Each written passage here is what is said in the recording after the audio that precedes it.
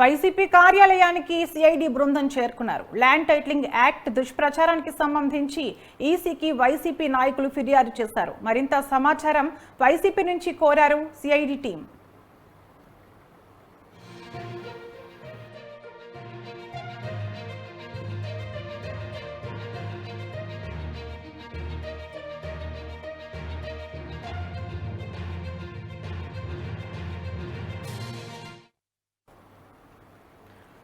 YCP కార్యాలయానికి CID బృందం చేరుకున్నారు. ల్యాండ్ టైటిలింగ్ యాక్ట్ దుష్ప్రచారానికి సంబంధించి ఈసీకి వైసీపీ నాయకులు ఫిర్యాదు చేశారు.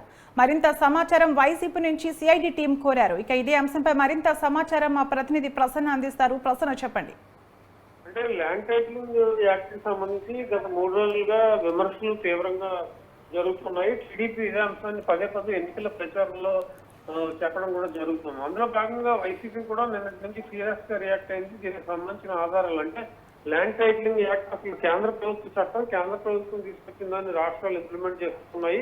అందులో భాగంగానే ప్రస్తుతం ల్యాండ్ టైటిలింగ్ యాక్ట్ కి సంబంధించి భూ సర్వే చేయడం జరిగింది. ఇంకా పూర్తి స్థాయిలో ఈ యాక్ట్ ఇంప్లిమెంట్ కాలేదు.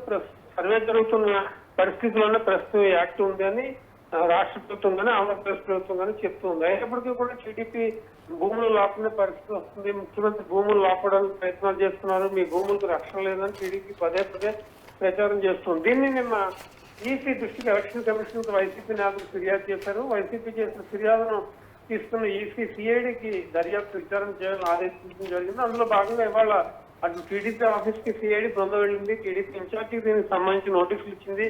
అదేవిధంగా వైసీపీ కార్యాలయానికి కూడా వచ్చారు. సిఐడి బృందం వైసీపీ కార్యాలయంలో కూడా కొంత సమాచారం తీసుకోవడం కోసం, అదేవిధంగా నిన్న ఫిర్యాదు చేసిన మళ్ళా విష్ణు నుంచి కొంత అదనపు సమాచారం అడగడం కోసం కూడా ప్రధానంగా రావడం జరిగింది. ఈ రెండు చూసిన తర్వాత మరి రేపు విచారణకి అశోక్ బాబు రామన్నారు. టీడీపీ నుంచి ఏ రకమైన విచారణ జరుగుతుంది, విచారణలో ఏ అంశాలు సిఐడి దృష్టికి వచ్చే అవకాశం ఉంది, వీటన్నిటి మీద కూడా చర్చ జరిగే పరిస్థితి అయితే మనకు కనిపిస్తుంది. ప్రస్తుతం అయితే ల్యాండ్ టైటిలింగ్ యాక్ట్ ఎన్నికల్లో ప్రధానంగా కనిపిస్తుంది. టీడీపీ తీవ్ర విమర్శలు చేస్తుంది. కాబట్టి వైసీపీ కూడా ప్రభుత్వంలో ఉండి దీనికి సంబంధించి ఏమైనా చర్యలు తీసుకున్నామని చెప్తుంది. కాబట్టి మరి భవిష్యత్తులో సిఐడి తీసుకున్న నిర్ణయాలు, సిఐడి దర్యాప్తు తర్వాత మరింత సమాచారం మనకు తెలిసే అవకాశం అయితే కనిపిస్తుంది.